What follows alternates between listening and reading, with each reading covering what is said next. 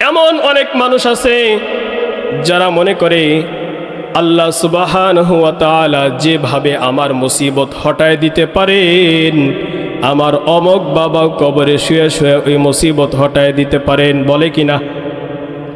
আল্লাহ যেমন সন্তান দেওয়ার মালিক, ওই মাজারে শুয়ে থাকা বাবাও সন্তান দেওয়ার মালিক। বলে কিনা?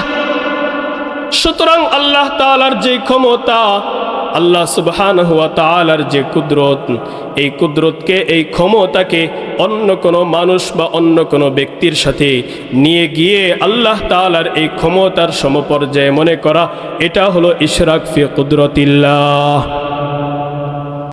আমাদের এক শ্রেণীর ভাই আছে আহলে বিদআত, যারা বিদআতি কর্মকাণ্ড করে, মাজারে গিয়ে সেজদা করে, মনে করে মাজারে সেজদা করলে, বাবার কাছে চাইলে এই বাবা আল্লাহ যেমন দিতে পারেন, আমি যা চাইব তিনিও তেমন দিতে পারবেন। নাউজুবিল্লাহ। এটা হলো ইশরাক ফি কুদরতিল্লাহ। অথচ এই বিদআতের ব্যাপারে নবী আলাইহিস সালাতু ওয়াস সালাম অত্যন্ত সতর্কতার সাথে বলেছেন, ইয়াকা ওয়াল মুহদাসাতিল উমুর, তুমি সর্বদা দিনের মধ্যে যেই বিষয়গুলো রাসূলের জামানায় ছিল না, কোরআনে নাই, হাদিসে নাই, এমন নব আবিষ্কৃত বিষয় থেকে তুমি সর্বদা নিজেকে হেফাজত করো, নিজেকে সতর্ক করো। আল্লাহ সুবহানাহু ওয়া তাআলা এই পৃথিবী সৃষ্টি করেছেন, পৃথিবীতে অগণিত লক্ষ লক্ষ মাখলুক সৃষ্টি করেছেন। মাখলুকাতের মধ্যে আল্লাহ সুবহানাহু ওয়া তাআলা সবচেয়ে দামি, সবচেয়ে সম্মানিত, সবচেয়ে উত্তম, সবচেয়ে মর্যাদাবান করে আল্লাহ সুবহানাহু ওয়া তাআলা মানুষকে সৃষ্টি করেছেন। যেমনটা আল্লাহ সুবহানাহু ওয়া তাআলা আদম আলাইহিস সালাতু ওয়াস সালামকে সৃষ্টি করার পরপরই তাকে সম্মান করার উদ্দেশ্যে ফেরেশতাদের আদেশ করে বলেছিলেন, উসজুদু লি আদম, ও ফেরেশতারা আদমকে সেজদা করো। এটা দ্বারাই আল্লাহ সুবহানাহু ওয়া তাআলা ফেরেশতাদের চেয়েও মানুষের শ্রেষ্ঠত্বের বর্ণনা দিয়েছেন। সুবহানাল্লাহ।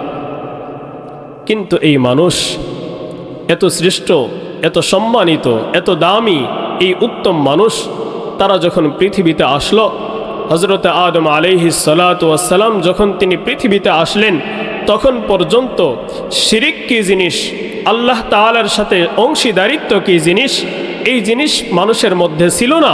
মানুষ এটা বুঝতো না, অনুধাবন করতেই পারত না। কিন্তু আদম আলাইহিস সালাতু ওয়াস সালামের পরে, নূহ আলাইহিস সালাতু ওয়াস সালামের জামানার আগ দিয়ে আল্লাহ সুবহানাহু ওয়া তাআলা এই ধরার বুকে 5 জন আল্লাহর ওলি পাঠিয়েছিলেন, 5 জন পুণ্যবান লোক পাঠিয়েছিলেন, যারা আল্লাহর একত্ববাদে বিশ্বাসী ছিল, আল্লাহর ইবাদত বন্দেগী করতেন, সমাজের মানুষকে আল্লাহর একত্ববাদের দিকে দাওয়াত দিতেন, এবং তাদেরকে নিয়ে তারা বিভিন্ন আমল, ইবাদত বন্দেগী, নামাজ, রোজা, হজ, যাকাত সব কিছু সমস্বরে বসে, সম্মিলিতভাবে বসে তারা আমলগুলো করতেন। তারা এই 5 জন ছিল তাদের সমাজের মধ্যে নেতৃস্থানীয় ব্যক্তি, অথবা অনুসরণীয় যোগ্য এমন ব্যক্তি যাদের অনুসরণ করা যায়। তো এলাকার সম্প্রদায়ের লোকেরা, অন্যান্য লোকেরা এই 5 জন ব্যক্তির অনুসরণ করে, তাদের দেখে দেখে, তাদের মাধ্যমে দিক নির্দেশনা নিয়ে তারা ইবাদত বন্দেগীগুলো করত। কিন্তু আল্লাহ সুবহানাহু ওয়া তাআলা যখন এই 5 জন ব্যক্তিকে দুনিয়া থেকে তুলে নিলেন, তারা যখন মৃত্যুবরণ করলো, এখন থেকে শয়তানের পালা শুরু হয়ে গিয়েছে, এখান থেকে শিরকের সূচনা হয়েছে। এখন আমরা আমাদের চতুর্পাশে অনেক মুশরিক দেখতে পাই, যারা আল্লাহ তাআলার অস্তিত্বের সাথে, আল্লাহর ইলমের সাথে, আল্লাহর সিফতের সাথে, আল্লাহর কুদরত আর ক্ষমতার সাথে তারা শিরিক করে, আল্লাহ তাআলার সাথে অংশীদারিত্ব করে।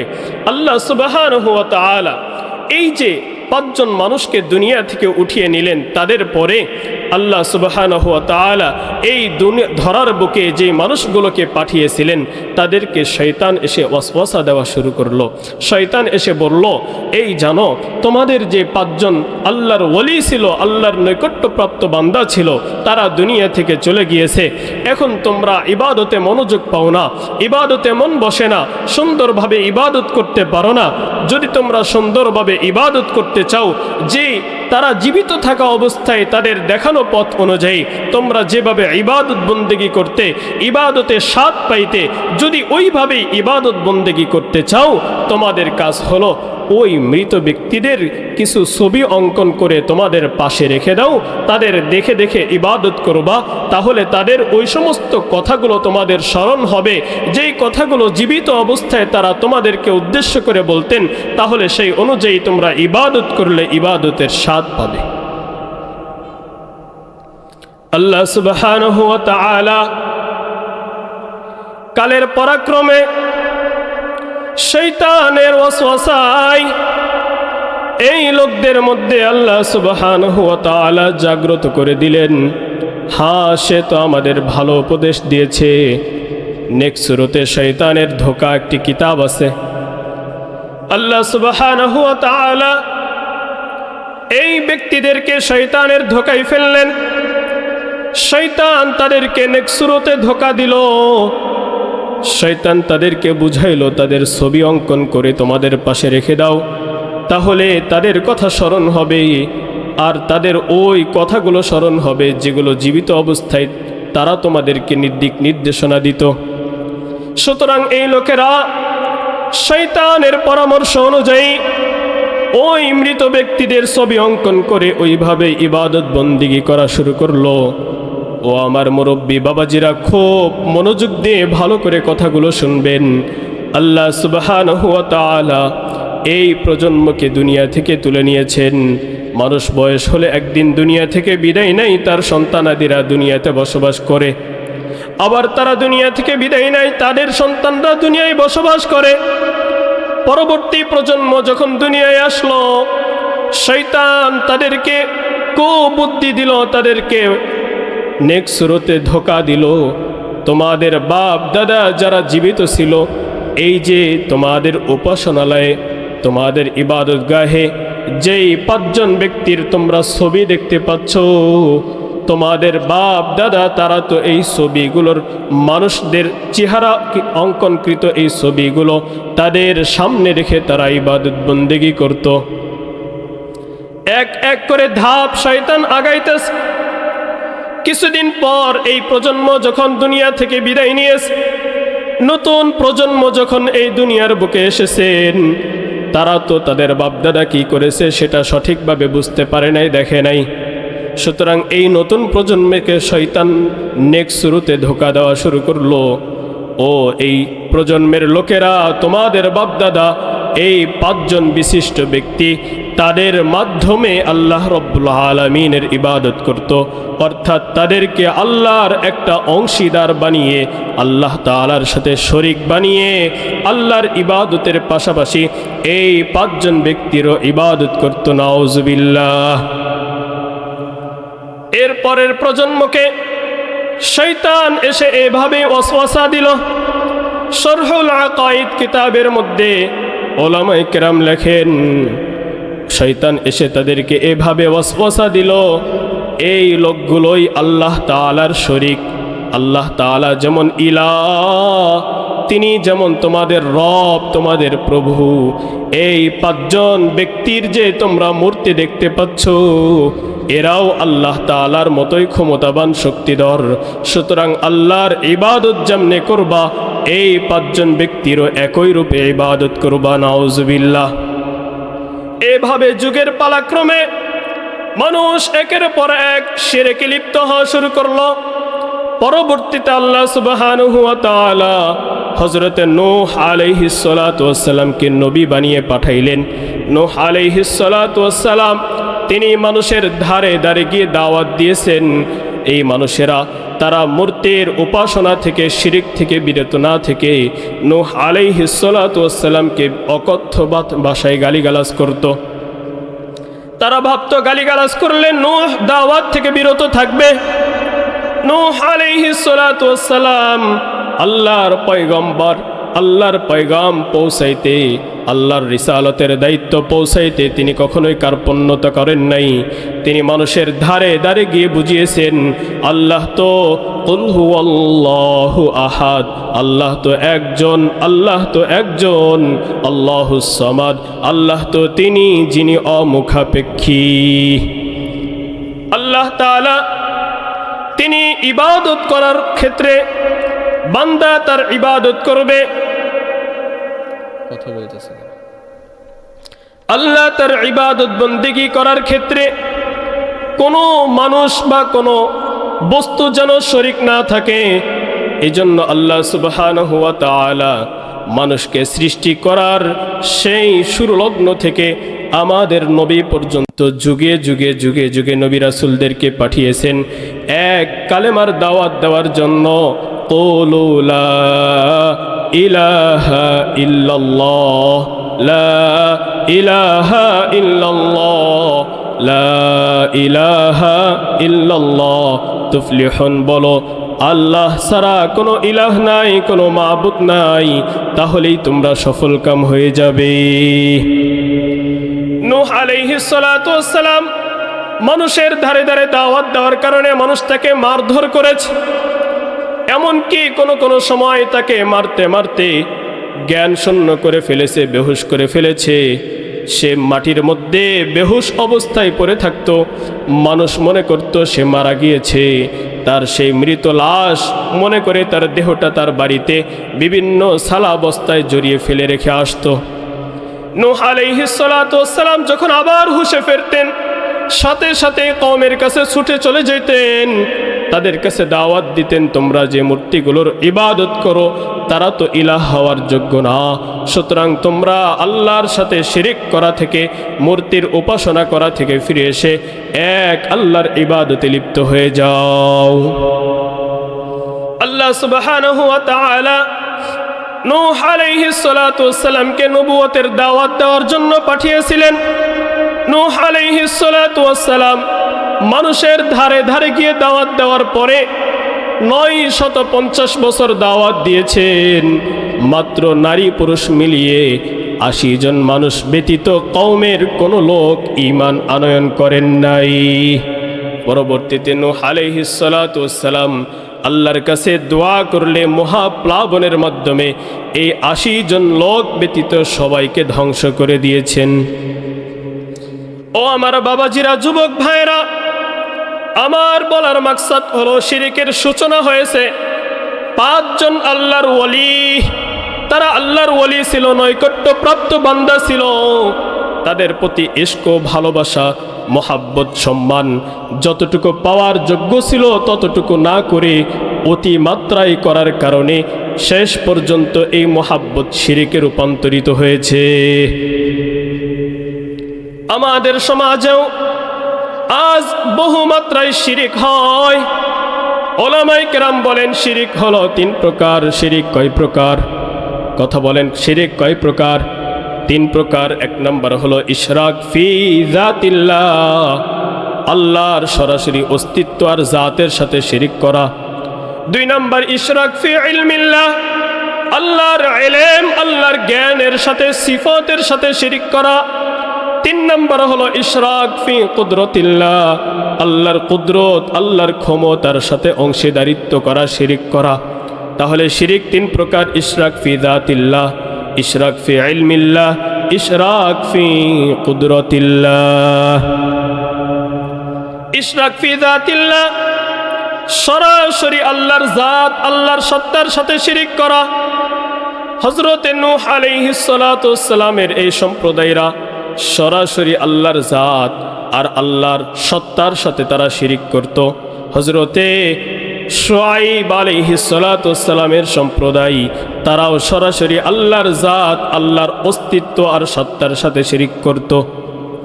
এরপরে রাসূলের আগমনের সময় মক্কার ওই বর্বর আর পত্তলিকরা, তারাও আল্লাহর জাত আর সত্তার সাথে সরাসরি শিরিক করত। তারা লাত, উজ্জা সহ 360টা মূর্তিকে ওই কাবা ঘরের মধ্যে স্থাপন করে সেই মূর্তিগুলোর চতুর্পাশে তারা তওয়াফ করে আল্লাহ তাআলার সাথে এই মূর্তিগুলোকে শরীক বানিয়ে তারাও শিরকে লিপ্ত হতো। বর্তমান সময়েও এক শ্রেণীর মানুষ আছে যারা সরাসরি আল্লাহ তাআলার অস্তিত্বের সাথে জাতের সাথে শিরিক করে। তারা হলো হিন্দু সম্প্রদায়। তারা সরস্বতী, কালী, দুর্গা মা সহ কত রকমের মূর্তি বানিয়ে তাদেরকে উপাস্য মনে করে, তাদেরকে অনেক ক্ষমতাধর মনে করে আল্লাহ তাআলার সরাসরি জাতের সাথে তাদেরকে অংশীদার করে, তাদেরকেও শরিক করে তারা সরাসরি আল্লাহর জাত আর অস্তিত্বের সাথে শিরকে লিপ্ত হয়। পূর্বের জামানায় দুইটা গোত্র ছিল যাদেরকে বলা হতো আহলুল কিতাব। একটা হলো ইহুদি জাতি আর একটা হলো খ্রিস্টান জাতি। এই ইহুদিদের মধ্যেও এক শ্রেণীর লোক ছিল যারা সরাসরি আল্লাহর জাতের সাথে শিরিক করত। খ্রিস্টানদের মাঝেও এক শ্রেণীর লোক ছিল যারা সরাসরি আল্লাহর জাতের সাথে শিরিক করত। আল্লাহ সুবহানাহু ওয়া তাআলা কুরআনুল কারীমের সূরাত তাওবার 30 আর 31 নম্বর আয়াতের মধ্যে বিস্তারিত বলেন। আল্লাহ সুবহানাহু ওয়া তাআলা বলেন, ওয়াকালাতিল ইয়াহুদু উযাইরুন ইবনুল্লাহ ওয়াকালাতিন নাসারাল মাসীহ ইবনুল্লাহ। আল্লাহ বলেন ইহুদিরা বলে উযাইর নাকি আল্লাহর ছেলে, নাউযুবিল্লাহ।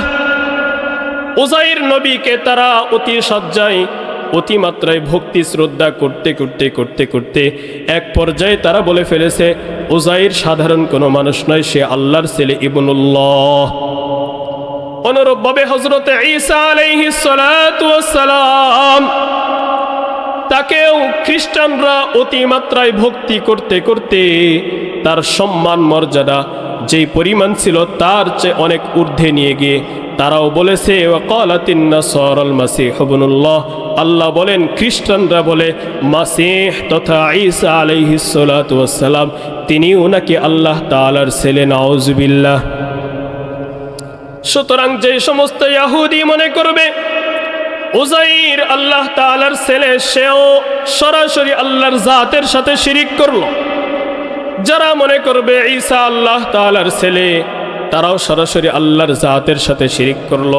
অথচ সূরাতুল ইখলাস আমরা সবাই জানি, এটার মধ্যে আল্লাহ তাআলা বলেন কুল হুয়াল্লাহু আহাদ, হে নবী আপনি বলে দিন আল্লাহ তো এক, আল্লাহুস সামাদ, তিনি অমুখাপেক্ষী, লাম ইয়ালিদ ওয়া লাম ইউলাদ, তিনি কাউকে সন্তান, তিনি কোনো সন্তান জন্ম দেন না, তিনি কারো থেকে জন্মগ্রহণ করেন নাই। তাহলে তিনি কোনো সন্তান জন্ম দেন না, লাম ইয়ালিদ, তিনি কোনো সন্তান জন্ম দেন না। যেহেতু আল্লাহ সুবহানাহু ওয়া তাআলা কোনো সন্তান জন্ম দেন নাই, সন্তান জন্ম দেন না, তাহলে উযাইর আর ঈসা কি আল্লাহর ছেলে হতে পারে? হতে পারে। তাহলে বোঝা গেল এই দুই শ্রেণীর লোকেরা, ইহুদি আর খ্রিস্টান, যারা মনে করে এই দুইজন নবী আল্লাহ তাআলার ছেলে, তারাও সরাসরি আল্লাহ তাআলার জাতের সাথে শিরিক করে। আল্লাহ সুবহানাহু ওয়া তাআলা বলেন যালিকা কওলুহুম বিআফওয়াহিহিম, এটা হলো তাদের মুখের কথা। আল্লাহ সুবহানাহু ওয়া তাআলা বলেন ইউদাহিউনা কাওলাল্লাযিনা কাফারু মিন ক্বাবল, ইতিপূর্বে অনেক কাফেররা এই ধরনের কথাবার্তা বলতো। আল্লাহ সুবহানাহু ওয়া তাআলা এরপরে বলেন কাতালাহুমুল্লাহ, আল্লাহ তাদেরকে ধ্বংস করে দিবেন। আন্না ইউফাকুন, সুতরাং তখন তারা কোন দিকে দৌড়াবে, কোন দিকে পলায়ন করবে। ইত্তাখাযু আহবারহুম ওয়া রুহবানাহুম আরবাবাম মিন দুনিল্লাহ, নাউযুবিল্লাহ। আল্লাহ বলেন ইত্তাখাযু আহবারহুম ওয়া রুহবানাহুম, তারা বিভিন্ন ধরনের, দেখবেন হিন্দুদের মধ্যে কিছু আছে বৈরাগী, কিছু আছে পণ্ডিত। খ্রিস্টানদের মধ্যেও এরকম পণ্ডিত ব্যক্তি ছিল যাদেরকে আরবাব বলা হতো, যাদেরকে রহবানিয়াত বলা হতো। এই ইহুদি আর খ্রিস্টান পণ্ডিতদেরকে আল্লাহ সুবহানাহু ওয়া তাআলা বলেন তারা আল্লাহকে বাদ দিয়ে আরবাবাম মিন দুনিল্লাহ, আল্লাহকে বাদ দিয়ে এদেরকে তারা রব হিসাবে গ্রহণ করত। নাউযুবিল্লাহ। তার মানে বোঝা গেল পৃথিবীর শুরু থেকে অদ্যাবধি পর্যন্ত বহু মানুষ আছে যারা সরাসরি আল্লাহ তাআলার জাত আর সত্তার সাথে শিরিক করে। 2 নাম্বার বলেছিলাম ইশরাক ফি ইলমিল্লাহ। অনেকে আছে নামে মুসলমান, কি মুসলমান, নামে মুসলমান, দাবি করে আমি মুসলমান, আমি ইসলাম ধর্ম অবলম্বন করি, ইসলাম ধর্মে বিশ্বাস করি, আমি শরীয়ত মানি, শরীয়ত বিশ্বাস করি, কিন্তু তারা নবীদেরকে রাসূলদেরকে অতি ভক্তি করে তাদের সম্মান আর মর্যাদার চেয়ে অনেক ঊর্ধ্বে নিয়ে গিয়ে তারাও আল্লাহ তাআলার ইলমের সাথে শিরকে লিপ্ত হয়। বলবেন হুজুরেরা কারা? নাম বললে অনেকে মন খারাপ করবে। তারা হলো বর্তমান সময়ের সুন্নি ভাইরা। এই সুন্নি সম্প্রদায়, তাদেরকে দেখবেন বিভিন্ন ওরসের সময় তারা মিলাদ কিয়াম করে। কেন? তারা মনে করে পাশের চেয়ারটা খালি রাখতে হবে, আল্লাহর নবী নাকি সরাসরি এখানে রুহানিভাবে উপস্থিত হয়ে যান। নাউযুবিল্লাহ।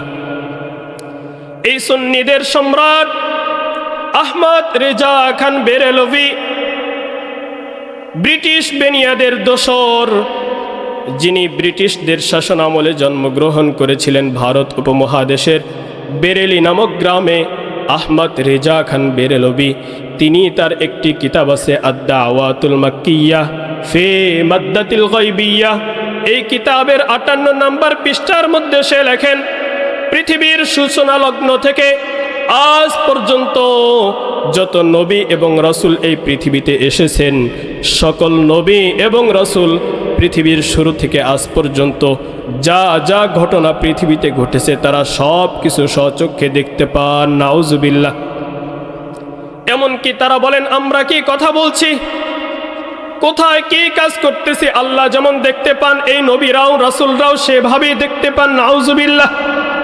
সুতরাং এই আহমদ রেজা খান বেরেলভির উত্তরসূরি যারা তাকে ফলো করে, তাকে অনুসরণ করে, তারা বলে রাসূল আমাদের নবী, তিনিও হাজির ও গাজির, তিনিও হাজির ও নাজির, তিনি সব সময় আমাদেরকে দেখতে পান, সর্বদাই আমাদের সকল কথা শুনতে পান। এই কথা বলে যারা বলে তারাও আল্লাহ তাআলার ইলমের সাথে শিরিক করে। তারা বোঝাইতে চায় আল্লাহর নবী তিনি গায়েব জানেন, অদৃশ্যের খবর জানেন। নাউযুবিল্লাহ। অথচ আল্লাহ সুবহানাহু ওয়া তাআলা কুরআনুল কারীমের সূরা নামলের 65 নম্বর আয়াতের মধ্যে ইরশাদ করে বলেন, ও নবী কুল লা ইয়ালামু মান ফিস সামাওয়াতি ওয়াল আরদিল গায়বা ইল্লাল্লাহ। ও নবী আপনি জানিয়ে দিন, লা ইয়ালামু মান ফিস সামাওয়াতি ওয়াল আরদিল গায়বা, আসমান ও জমিনের অদৃশ্যের ইলম কেউ জানে না, ইল্লাল্লাহ, একমাত্র কাকে ছাড়া? আল্লাহকে ছাড়া কেউ জানে না, রাসূল জানে। আল্লাহ বলতেছেন কেউ জানে না, আমাদের এই ভাইরা বলে না রাসূলও জানে। কার কথা সত্য? আল্লাহর কথা সত্য। আল্লাহ বলেন কেউ জানে না, একমাত্র কে জানে? আল্লাহ সুবহানাহু ওয়া তাআলা। আল্লাহ সুবহানাহু ওয়া তাআলা সূরাত আনআমের 59 নম্বর আয়াতের মধ্যে বলেন, ওয়া ইনদাহু মাফাতিহুল গায়বি লা ইয়ালামুহা ইল্লাল্লাহ। আরে গায়েব আর অদৃশ্যের চাবিকাঠি তো একমাত্র কার কাছে? লা ইয়ালামুহা ইল্লাল্লাহ, আল্লাহ ছাড়া কেউ জানে না। আল্লাহ তাআলা বলেন, ওয়া ইয়ালামু মা ফিল বাররি ওয়াল বাহর, স্থলে এবং জলে যা কিছু আছে সব কিছুই কে জানেন? আল্লাহ সুবহানাহু ওয়া তাআলা জানেন। ওয়া মা তাসকুতু মিন ওয়ারাকাতিন ইল্লা ইয়ালামুহা ওয়ালা হাববাতিন ফি যুলুমাতিল আরদি ওয়ালা রাতবিন ওয়ালা ইয়াবিসিন ইল্লা ফি কিতাবিম মুবিন। আল্লাহু আকবার। আল্লাহ বলেন গাছ থেকে একটি পাতা যদি জমিনে পড়ে সেটাও আল্লাহ জানেন। যে কোনো একটা শস্য অন্ধকার অন্ধকারে এই জমিনের মধ্যে অঙ্কুরিত হয়, চারা গজায়, এটাও আল্লাহ জানেন। রসযুক্ত শুকনো পৃথিবীতে যা কিছু আছে সব কিছুই ওই আল্লাহ তাআলার সুস্পষ্ট কিতাবের মধ্যে লিপিবদ্ধ আছে। তার মানে বুঝলাম গায়েব আর অদৃশ্যের ইলম একমাত্র কার কাছে? আল্লাহর কাছে। আল্লাহ সুবহানাহু ওয়া তাআলা রাসূলের কথার বিবৃতি দিয়ে অন্য আয়াতের মধ্যে বলেন, কুল লা আকুলু লাকুম ইনদি খাযাইনুল্লাহ ওয়ালা আ'লামুল গায়বা ওয়ালা আকুলু লাকুম ইন্নী মালাক। আল্লাহ তাআলা বলেন, ও নবী আপনি জানিয়ে দিন, লা আকুলু লাকুম ইনদি খাযাইনুল্লাহ, আমি তোমাদেরকে কখনোই এই কথা বলি না যে আমার কাছে আল্লাহর খাজানা আছে, ধনভাণ্ডার আছে। ওয়ালা আ'লামুল গায়বা, আরও জানিয়ে দিন আমি অদৃশ্যের ইলম জানি না, আমি কখনো গায়েব জানি না। ওয়ালা আকুলু লাকুম ইন্নী মালাক, আরও জানিয়ে দিন যে আপনি ফেরেশতা না। রাসূল বলেন, লা আকুলু লাকুম ইন্নী মালাক, আমি তোমাদেরকে এই কথাও বলি না যে আমি আল্লাহ তাআলার ফেরেশতা। সুতরাং এই তিনটা আয়াতের দ্বারা কি জানলাম? রাসূল গায়েব জানেন না জানেন না? জোরে বলেন, রাসূল গায়েব জানেন কি জানেন না? আল্লাহর কোরআন সত্য না মিথ্যা? কোরআন যদি সত্য হয়, এই তিনটা আয়াত সত্য, এই তিন আয়াত যদি সত্য হয়, তাহলে আল্লাহ সুবহানাহু ওয়া তাআলার এই বাণীর মাধ্যমে আমরা বুঝলাম আমাদের রাসূল গায়েব জানেন না। এখন একটা হাদিস বলবো। আম্মাজান আয়েশা রাদিয়াল্লাহু তাআলা আনহা, রাসূলের সহধর্মিনী, রাসূলুল্লাহ সাল্লাল্লাহু আলাইহি ওয়াসাল্লাম ইন্তেকালের পরে তিনি একবার সাহাবীদেরকে উদ্দেশ্য করে বলতেছিলেন, মান হাদ্দাসাকা আন্নাহু সাল্লাল্লাহু আলাইহি ওয়াসাল্লাম ইয়ালামুল গায়বা ফাকাদ কাযাবা। এই জানো, যে ব্যক্তি তোমাকে এই কথার সংবাদ দিবে যে নবী গায়েব জানতেন, কি জানতেন? নবী গায়েব জানতেন, ফাকাদ কাযাবা, আমি আম্মাজান আয়েশা বলতেছি সে অবশ্যই মিথ্যা কথা বলেছে। কেন? আম্মাজান আয়েশা বলেন, ফাইন্নাহু ইয়াকুলু লা ইয়ালামুল গায়বা ইল্লাল্লাহ, কারণ রাসূল সর্বদাই বলতেন আল্লাহ ছাড়া গায়েব অদৃশ্যের ইলম কেউ জানে না। নাকি ওই কবরে শুয়ে থাকা, মাজারে থাকা সে বাবা জানেন? রাসূল যদি না জানেন সে কেমনে জানবেন? কেউ জানে না, একমাত্র জানে কে? আল্লাহ। বিশ্বাস আছে তো ইনশাআল্লাহ? রাসূলের যেই পরিমাণ মর্যাদা, যেই পরিমাণ শান, ওই পরিমাণ ভক্তি আর শ্রদ্ধা করতে হবে। এর উপরে নিয়ে গেলে ওই যে নূহ আলাইহিস সালাতু ওয়াস সালামের জামানায় পাঁচজন আল্লাহর ওলিকে অতি ভক্তির কারণে তারা যেভাবে শিরকে লিপ্ত হয়েছিল, ঠিক নবী এবং রাসূলদের অতি ভক্তি করে তাদের যেই পরিমাণ সম্মান আর মর্যাদা, তার চেয়ে উপরে নিয়ে গেলে সেটাও এক পর্যায়ে শিরকের দিকে নিয়ে যাবে। ও আমার উম্মতেরা, লা তারফাউ ফাওকা মানজিলাতি, তোমরা আমার ওই মর্যাদার উপরে কোনো কিছু বাড়াবাড়ি করো না। যে মর্যাদা আনজালানি আল্লাহ, আমার আল্লাহ সুবহানাহু ওয়া তাআলা আমাকে যে শান দিয়েছেন, আমাকে যে মর্যাদা দিয়েছেন, আমাকে যে পরিমাণ সম্মান দিয়েছেন, ওই সম্মানের চেয়ে উপরে তোমরা সম্মান দেখায়ও না।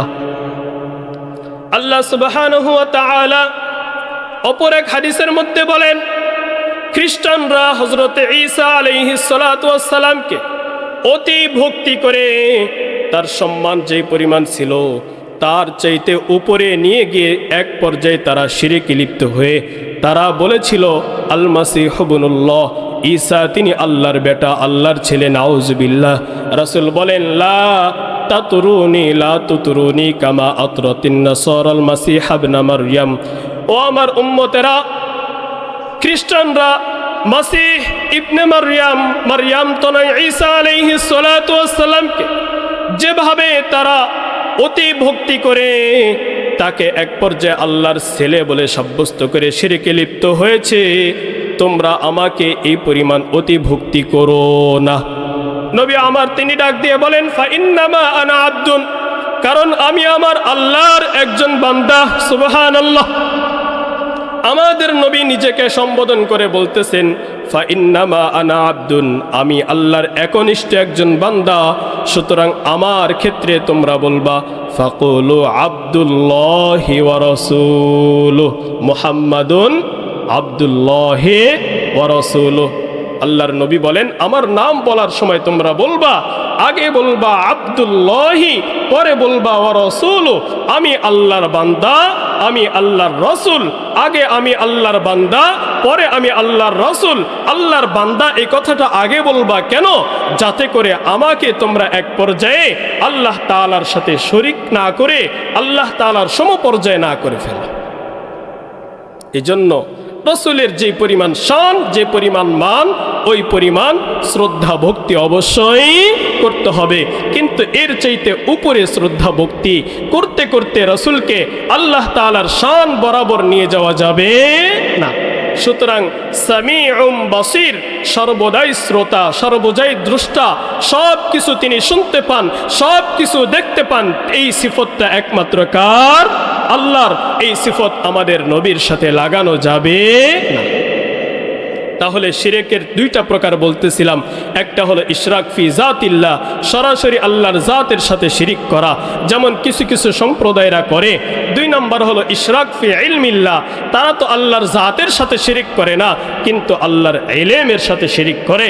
আল্লাহ সর্বদাই দেখতে পান, আল্লাহ সর্বদাই শুনতে পান, এই আল্লাহর ইলমগুলো নিয়ে অন্য কোনো মানুষের সাথে লাগিয়ে আল্লাহর ইলমের সাথে শিরিক করে। তিন নম্বর ইশরাক ফি কুদরতিল্লাহ, আল্লাহর কুদরত, আল্লাহর ক্ষমতার সাথে শিরিক করা। এমন অনেক মানুষ আছে যারা মনে করে আল্লাহ সুবহানাহু ওয়া তাআলা যেভাবে আমার মুসিবত হটায় দিতে পারেন, আমার অমক বাবা কবরে শুয়ে শুয়ে ওই মুসিবত হটায় দিতে পারেন, বলে কিনা? আল্লাহ যেমন সন্তান দেওয়ার মালিক, ওই মাজারে শুয়ে থাকা বাবাও সন্তান দেওয়ার মালিক, বলে কিনা? সুতরাং আল্লাহ তাআলার যে ক্ষমতা, আল্লাহ সুবহানাহু ওয়া তাআলার যে কুদরত, এই কুদরতকে, এই ক্ষমতাকে অন্য কোনো মানুষ বা অন্য কোনো ব্যক্তির সাথে নিয়ে গিয়ে আল্লাহ তাআলার এই ক্ষমতার সমপর্যায়ে মনে করা, এটা হলো ইশরাক ফি কুদরতিল্লাহ। আমাদের এক শ্রেণীর ভাই আছে আহলে বিদআত, যারা বিদআতি কর্মকাণ্ড করে, মাজারে গিয়ে সেজদা করে, মনে করে মাজারে সেজদা করলে, বাবার কাছে চাইলে এই বাবা আল্লাহ যেমন দিতে পারেন, আমি যা চাইব তিনিও তেমন দিতে পারবেন। নাউজুবিল্লাহ। এটা হলো ইশরাক ফি কুদরতিল্লাহ। অথচ এই বিদআতের ব্যাপারে নবী আলাইহিস সালাতু ওয়াস সালাম অত্যন্ত সতর্কতার সাথে বলেছেন, ইয়াকা ওয়াল মুহদাসাতিল উমুর, তুমি সর্বদা দিনের মধ্যে যে বিষয়গুলো রাসূলের জামানায় ছিল না, কোরআনে নাই, হাদিসে নাই, এমন নব আবিষ্কৃত বিষয় থেকে তুমি সর্বদা নিজেকে হেফাজত করো, নিজেকে সতর্ক করো। কেন নবী আমার বলেন, ফাইন্না কুল্লা মুহদাসাতিন বিদআহ, কারণ দিনের মধ্যে নতুন আবিষ্কৃত সকল বস্তুই হলো বিদআত। অকুল্লা বিদআতিন দলালাহ, আর সব বিদআতই হলো পথভ্রষ্টতা। অকুল্লা দলালাতিন ফিন্নার, আর সব পথভ্রষ্টতার মঞ্জিল মাকসাদ হলো জাহান্নাম। সুতরাং সব বিদআতি কর্মকাণ্ড থেকে আমাদেরকে কি করতে হবে? বেঁচে থাকতে হবে। রাসূল আরবি হযরতে ইমাম মালিক রহমাতুল্লাহি আলাইহি তিনি তার কিতাবের মধ্যে লেখেন, মান ইবতাদা বিদআতান ইয়ারাহা হাসানাতান ফাকাদ ক্বালা আন্না মুহাম্মাদান সাল্লাল্লাহু আলাইহি ওয়াসাল্লাম খানাতার রিসালাহ। নাউযুবিল্লাহ। ইমাম মালিক রহমাতুল্লাহি আলাইহি তার কিতাবের মধ্যে লেখেন, মান ইবতাদা বিদআতান, কোন ব্যক্তি যদি কোনো একটা বিদআতি কর্মকাণ্ড করে, ইয়ারাহা হাসানাতান, এবং সে বিদআতি কর্মকাণ্ড করে সে মনে করলো এটা অত্যন্ত ভালো কাজ, নেকির কাজ, সওয়াবের কাজ, ফাকাদ জাআমা, সে যেন এটা মনে করতে চায়, এটা বুঝাইতে চায়, আন্না মুহাম্মাদান সাল্লাল্লাহু আলাইহি ওয়াসাল্লাম খানাতার রিসালাতা, যে আমাদের নবী তিনি রিসালাতের দায়িত্ব আমাদের কাছে পৌঁছা দেওয়ার ব্যাপারে খেয়ানত করেছেন। নাউজুবিল্লাহ। কারণ আল্লাহ সুবহানাহু ওয়া তাআলা তিনি বিজয় হজের দিন আয়াতে কারিমা নাজিল করে জানিয়ে দিলেন, আল ইয়াউমা আকমালতু লাকুম দীনাকুম, আজকেই আমি তোমাদের দিনকে পরিপূর্ণ করে দিলাম। কি করে দিলাম? পরিপূর্ণ করে দিলাম। আরবিতে দুইটা শব্দ আছে, একটা হলো কামাল আর একটা হলো আকমাল। কামাল শব্দের অর্থ হলো পূর্ণাঙ্গ। কামাল শব্দের অর্থ হলো পূর্ণাঙ্গ। এই যে একটা বোতল পানি কি পূর্ণাঙ্গ? পানি কি বলেন? পূর্ণাঙ্গ। আরবিতে কামাল শব্দের অর্থ হলো পূর্ণাঙ্গ। এই পানিটা যেমন বোতলটা পরিপূর্ণ, এটাকে বলা হয় কামাল। এটাকে কি বলে? কামাল। আগের জামানার যত নবী এবং রাসূল পৃথিবীতে এসেছেন তাদের ধর্মগুলো ছিল কামাল। তাদের ধর্মগুলো কি ছিল? কামাল। আমাদের নবীর শানে আল্লাহ রব্বুল আলামিন বলেন, ও নবী, আপনি ধর্মকে, দিনকে মানুষের কাছে এমনভাবে প্রচার করেছেন, পৌঁছে দিয়েছেন, আপনার ধর্ম শুধু কামাল নয়, আল ইয়াউমা আকমালতু লাকুম দীনাকুম, আপনার মাধ্যমে আপনার দিনকে আজকে আমি আকমাল করে দিয়েছি, পূর্ণাঙ্গর চেয়ে আরও পরিপূর্ণ করে দিয়েছি। সুবহানাল্লাহ। সুতরাং ইমাম মালিক বলেন, ফামা লাম ইয়াকুন ইয়াউমা ইযিন দীনান, ওই জামানায়, রাসূলের জামানায় যেই বস্তুটা, যেই বিষয়টা দ্বীনের অন্তর্ভুক্ত ছিল না, ফালা ইয়াকুনুল ইয়াউমা দীনান, আজকেও এই 2026 সালেও ওই বিষয়গুলো দ্বীন হতে পারে না। সুতরাং রাসূলের জামানায় যেটা দ্বীনের অন্তর্ভুক্ত ছিল না, ওরস সংস্কৃতি করা, আলোকসজ্জা করা, বিভিন্ন ধরনের বেদাতি প্রচলন আছে সমাজের মধ্যে, এগুলো যেমন রাসূলের জামানায় ছিল না, কোরআনেও নাই, হাদিসেও নাই। এই ব্যাপারে কোনো রকম আল্লাহ সুবহানাহু ওয়া তাআলা এবং রাসূল আরবি উৎসাহিত করেন নাই। এমন বস্তুকে দ্বীনের মধ্যে প্রবেশ করায়া এটাকে সওয়াবের কাজ মনে করা হলো বিদআত। আমাদের আরেক সম্প্রদায় আছে যাদেরকে বলা হয় কাদিয়ানী সম্প্রদায়। এই কাদিয়ানীরা, তারাও কাফের। তারা কি?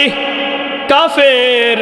আল্লাহ তাআলা বলেন, আল ইয়াউমা আকমালতু লাকুম দীনাকুম, ও উম্মতে মুহাম্মাদি, আজকে আমি তোমাদের দিনকে মুহাম্মাদের মাধ্যমে পরিপূর্ণ করে দিলাম, এমন পরিপূর্ণ যার পরে আর পরিপূর্ণ হতে পারে না।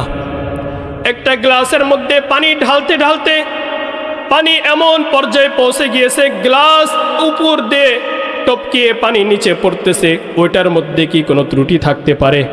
কোনো খালি থাকতে পারে? কেউ যদি বলে গ্লাসে পানি খালি আছে, বিশ্বাস করবেন? তো আল্লাহ তাআলা রাসূলকে বুঝাইতে চাচ্ছেন, আপনার দিনকে এমনভাবে পরিপূর্ণ করে দিলাম, এর মধ্যে কোনো ত্রুটি বিচ্যুতি থাকতে পারে না।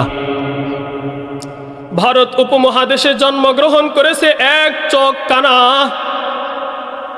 একজন ব্যক্তি, তার নাম ছিল মির্জা গোলাম আহমদ কাদিয়ানী। কি ছিল?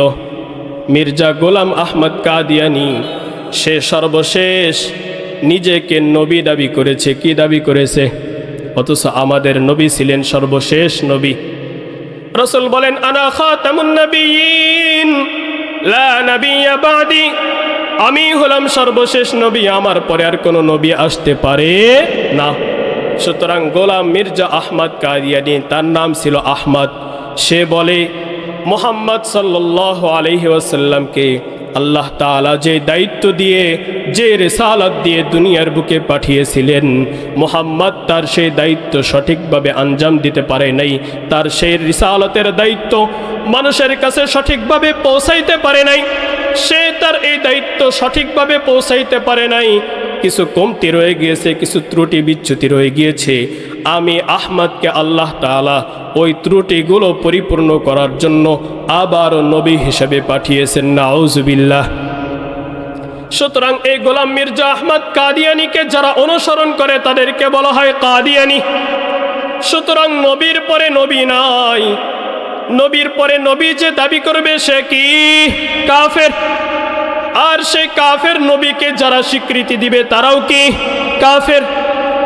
আর কুফরি অবস্থায় যে ব্যক্তি দুনিয়া থেকে মারা যাবে, আল্লাহ সুবহানাহু ওয়া তাআলা কুরআনুল মাজিদে ইরশাদ করে বলেন, ইন্নাল্লাযীনা কাফারু ওয়া মাতু ওয়া হুম কুফফার, যে ব্যক্তি দুনিয়া থেকে এমনভাবে মারা গেল যে সে কুফরি আকীদা লালন করত, কুফরি বিশ্বাস লালন করত। কুফরি বিশ্বাস কিভাবে লালন করে?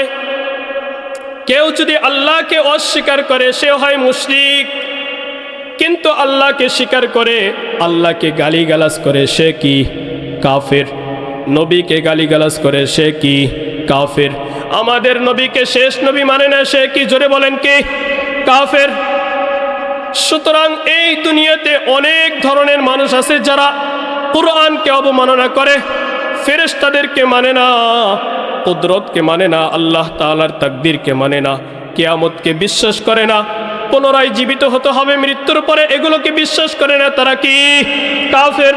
সুতরাং এই সমস্ত আকীদা আর বিশ্বাস নিয়ে যারা দুনিয়া থেকে এই অবস্থায় মারা যাবে যে তারা কুফরি আকীদা লালন করত, আল্লাহ তাআলা বলেন তাদের শাস্তি হলো উলাইকা আলাইহিম লানাতুল্লাহি ওয়াল মালাইকাতি ওয়ান নাসি আজমাইন। আল্লাহ তাআলা বলেন এই সকল লোকেরা মৃত্যুবরণ করেছে, দুনিয়া থেকে তো চলে গিয়েছে, কিন্তু যতদিন না পর্যন্ত কিয়ামত হবে উলাইকা আলাইহিম লানাতুল্লাহ, তাদের উপর 24 ঘন্টা আল্লাহর লানত আর অভিশাপ বর্ষণ হতে থাকবে। শুধু আল্লাহ তাআলার লানতই ক্ষান্ত না, আল্লাহ তাআলা বলেন উলাইকা আলাইহিম লানাতুল্লাহ, তাদের উপর যেমনি ভাবে আল্লাহর লানত 24 ঘন্টা অবধারিত হতে থাকবে, নাজিল হতে থাকবে, ওরকম ভাবে ওয়াল মালাইকাতি, আল্লাহর এই কায়নাতে যত ফেরেশতা আছে, যত মালাক আছে, ফেরেশতা আছে, সব ফেরেশতা 24 ঘন্টা ওই কাফের যে মারা গিয়েছে তার উপর লানত আর অভিশাপ দিতে থাকেন। আল্লাহ তাআলা বলতে চাচ্ছেন ও দুনিয়ার মানুষেরা, শুধু আল্লাহর লানত আর ফেরেশতার লানতই ক্ষান্ত না, ওয়ান নাসি আজমাইন,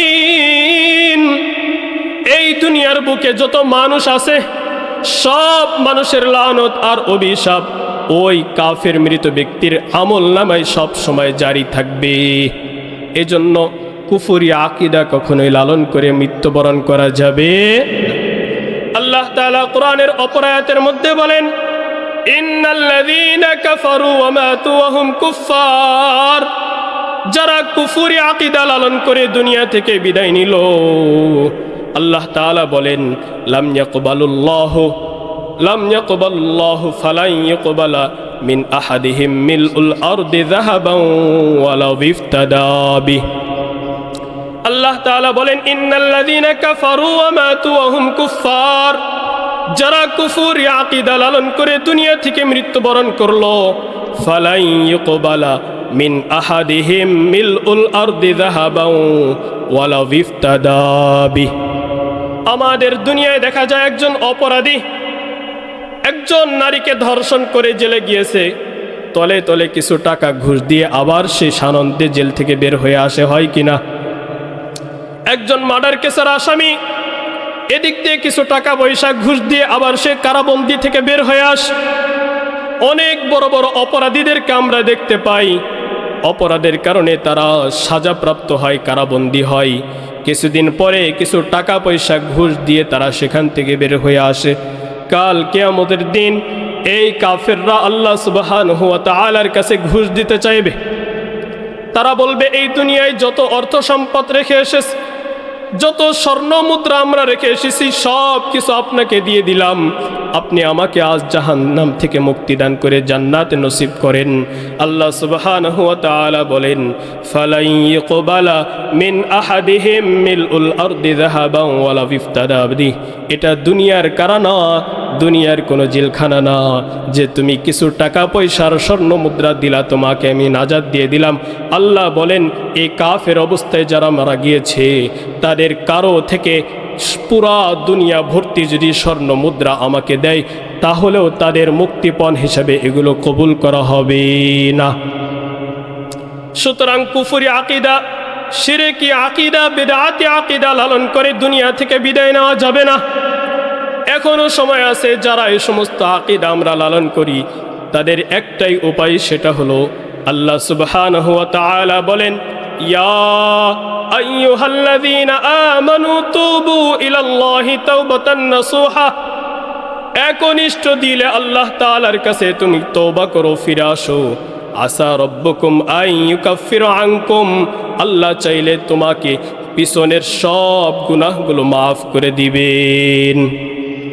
হাদিসে কুদসির মধ্যে আল্লাহ তাআলা ডাক দিয়ে বলেন, ও আমার বান্দা, লাউ আতাইতানি বিকুরাবিল আরদি খাতায়া, তুমি যদি এই পুরা পৃথিবী ভর্তি গুনাহ নিয়ে, পাপ নিয়ে আমার কাছে এসে হাজির হও, সুম্মাস্তাগফারতানি, এরপর যদি তুমি আমার কাছে এসে একবার ইস্তিগফার পড়ো, আস্তাগফিরুল্লাহাল্লাযী লা ইলাহা ইল্লা হুয়াল হাইয়ুল কাইয়্যুম ওয়া আতুবু ইলাইহি লা হাওলা ওয়ালা কুওয়াতা ইল্লা বিল্লাহিল আলিয়্যিল আযীম, আস্তাগফিরুল্লাহ রব্বি মিন কুল্লি যামবি ওয়া আতুবু ইলাইহি লা হাওলা ওয়ালা কুওয়াতা ইল্লা বিল্লাহিল আলিয়্যিল আযীম। আল্লাহ তাআলা বলেন, সুম্মাস্তাগফিরতানি, যদি তুমি একবার ইস্তিগফার পড়ে আমার কাছে ফিরে আসো, লুটে পুটে কান্নাকাটি করো, আমার কাছে ক্ষমা চাও, গফারতু লাকা আলা মা কানা ফিকা, তোমার জীবনের যাবতীয় সব গুনাহগুলো আমি ক্ষমা করে দিব। সুবহানাল্লাহ।